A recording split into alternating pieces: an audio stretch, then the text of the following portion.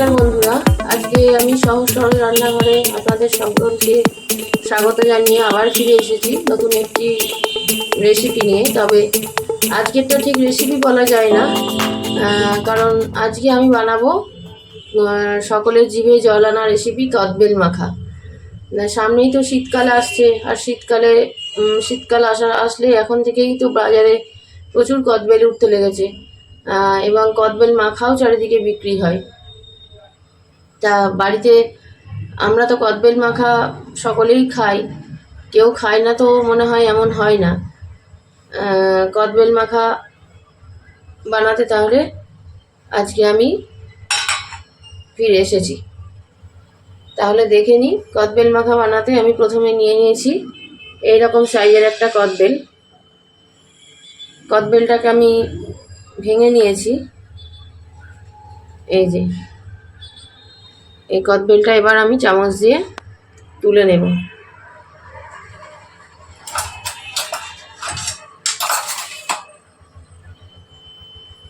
কদবেলটাকে এরমভাবে তুলে নেব।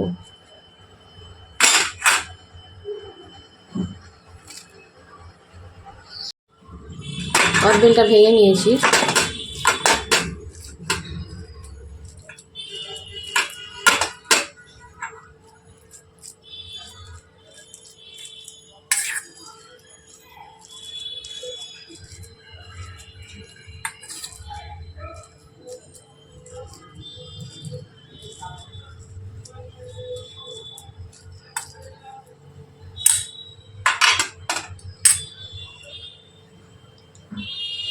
এবার এর মধ্যে আমি দিয়ে দেব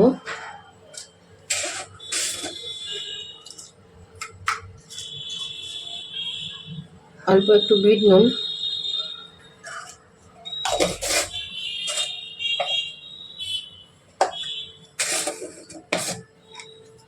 বিট নুনই দেব, এমনি লবণ দেব না।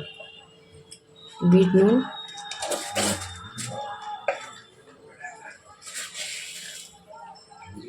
আর দেব চিনি,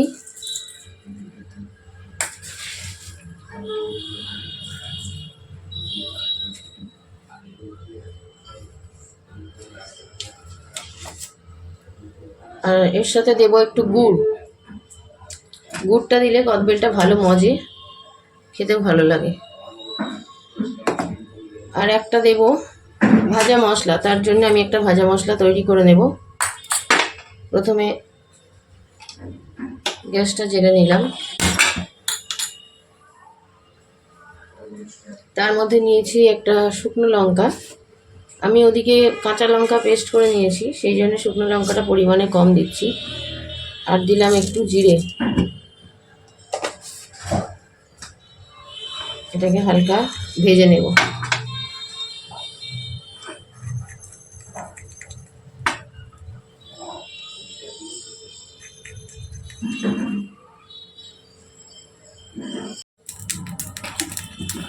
জিরেটা ভাজা হয়ে গেছে, জিরে আর শুকনো লঙ্কা।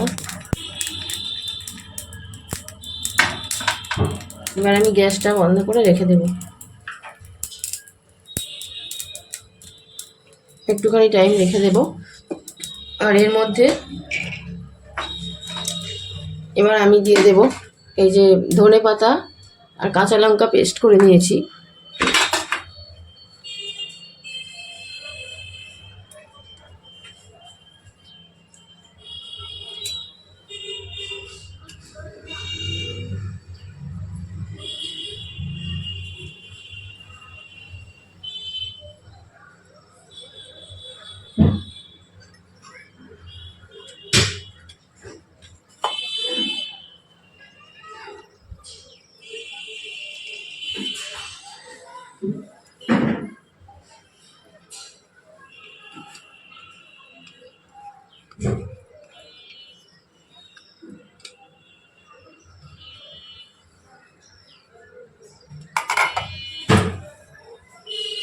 এটাকে আগে ভালো করে মেখে নেব।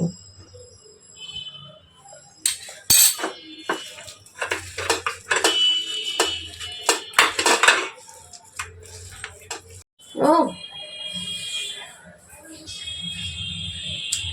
হয়ে গেছে আমাদের কদবেলটা মাখা। এবার এই মশলাটাকে আমি গুঁড়িয়ে এর মধ্যে মিশিয়ে নেব। এবার এই ভাজা মশলাটা ওপর দিয়ে ছড়িয়ে দিলাম।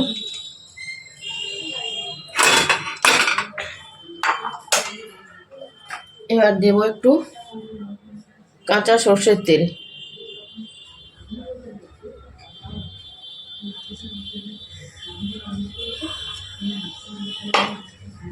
আর ধনেপাতা তো আগেই পেস্ট করে দিয়েছি লঙ্কার সাথে।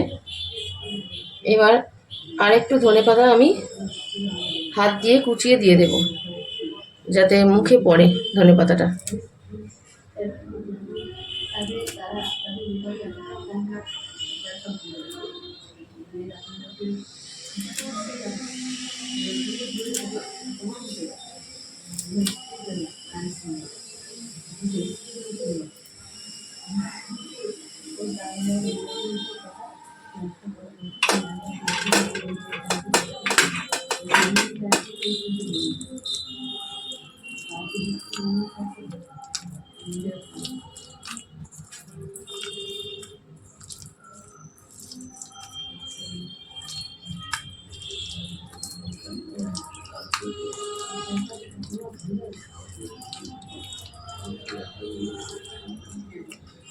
কদবেলের আচারও হয়, কদবেল মাখাও হয়, দু রকমই হয়, কিন্তু আজকে আমার কাছে কদবেলের পরিমাণটা কম বলে আমি আর কদবেলের আচারটা করলাম না, শুধু মাখাটাই করলাম।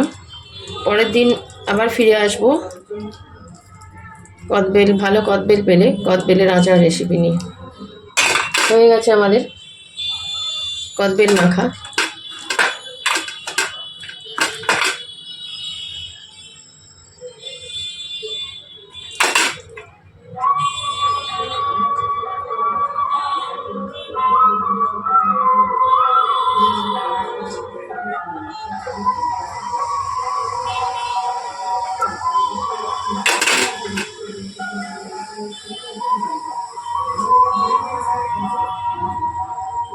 হয়ে গেল আমাদের কদবেল মাখা রেসিপি রেডি। কার কার দেখে লোভ লাগছে বা জিভে জল আসছে অবশ্যই আমাকে কমেন্টে জানাবেন।